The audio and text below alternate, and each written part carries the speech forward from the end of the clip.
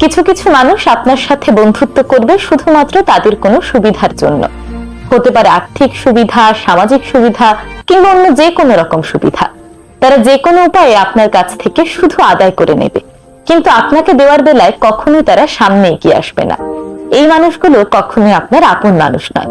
এরা শুধুমাত্র নিজেদের সুবিধার জন্যই আপনার সঙ্গে বন্ধুত্ব করেছে। ছেলেটি শসা বিক্রি করছিল বাসের বাইরে থেকে। একজন লোক বাস থেকে তার কাছ থেকে শসা নিলেন, টাকাও দিলেন 20 টাকা। কিন্তু তখনই বাসটি ছেড়ে দিল।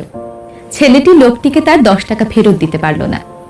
লোকটিও তার সিট থেকে উঠে দাঁড়ালেন, দাঁড়িয়ে জানালা দিয়ে হাত বাড়ালেন টাকাটা নেয়ার জন্য। কিন্তু বাসের স্পিড অনেক বেশি ছিল, যার কারণে তিনি ছেলেটিকে বললেন, আচ্ছা যা যা, টাকাটা দেয়া লাগবে না, তুই চকলেট খেয়ে নিস। কিন্তু ছেলেটির মানবিকতা, মনুষ্যত্ব, তার শিক্ষার স্থায়িত্ব এবং ব্যক্তিত্ব এতটাই বেশি ছিল যে সে তার শসার ঝুড়িটা একটা দোকানে রেখে বাসের পেছন পেছন প্রাণপণ দৌড়াতে লাগল। ছেলেটিকে কিছুতেই থামানো গেল না। যেই যাত্রী শসা নিয়েছিলেন তিনিও ছেলেটিকে বারবার বলছিলেন, আরে আরে আসতে হবে না, টাকাটা ফেরত দিতে হবে না, তুই চলে যা। কিন্তু কে শোনে কার কথা? একে তো প্রচন্ড গরম, এর মধ্যেই ছেলেটি দৌড়াতে লাগলো। ইতিমধ্যেই বাসটি কিন্তু অনেক দূর চলে এসেছে। তখন যাত্রীরা বাস ড্রাইভারকে বললেন, ড্রাইভার সাহেব বাসটা থামান। ড্রাইভারও বাসটি থামালেন। ছেলেটি দৌড়িয়ে লাফিয়ে এসে লোকটিকে তার 10 টাকা ফেরত দিলেন। এই ঘটনা দেখে বাসের যাত্রীরা তো একদম অবাক হয়ে গেল। যেই লোকটি শসা কিনেছিলেন তিনিও বিরক্ত হয়ে বললেন, এত করে বললাম টাকাটা ফেরত দিতে হবে না, কথা শুনলি না কেন?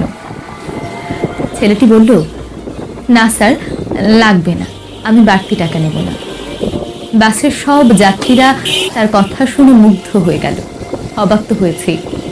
তখন একজন যাত্রী তার ব্যাগ থেকে একটা জুসের বোতল বের করে ছেলেটিকে দিয়ে বলল, প্লিজ একটু খেয়ে নে।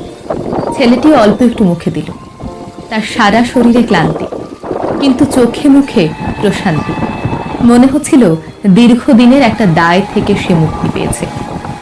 বাসটা ছেলেটিকে নামিয়ে দিয়ে ধীর গতিতে এগোতে লাগলো। ছেলেটিও আস্তে আস্তে তার শসার ঝুড়ির দিকে যেতে লাগলো। আহা সততা! আত্মসম্মান সকলেরই থাকে। আপনি একটা মানুষকে বারবার আঘাত করবেন, কটু কথা বলবেন, তার সঙ্গে খারাপ ব্যবহার করবেন, আর সেই মানুষটা আপনাকে ভালোবাসে বলে বারবারই ফিরে আসবে, এটা পুরোপুরি আপনার ভুল ধারণা। এই ধারণা, এই চিন্তা ভাবনা থেকে বের হয়ে আসুন।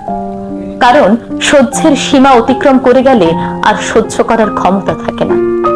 তার চেয়ে বড় কথা হলো, সময়ের সাথে সাথে সবারই বোঝার ক্ষমতা হয়। মানুষ তার ভালো মন্দ বুঝতে পারে। মানুষ বুঝতে পারে কোনটা ভালোবাসা আর কোনটা অমর্যাদা, অবহেলা। ভালোবাসা হলো আত্মতৃপ্তি এবং আত্মমর্যাদার জায়গা। আর সেখানে যদি আপনি বারবার অবহেলিত হন, অমর্যাদার শিকার হন, আপনার আত্মসম্মান বারবার বিসর্জন দিতে হয়, তবে সেটা কখনো ভালোবাসা হতে পারে না।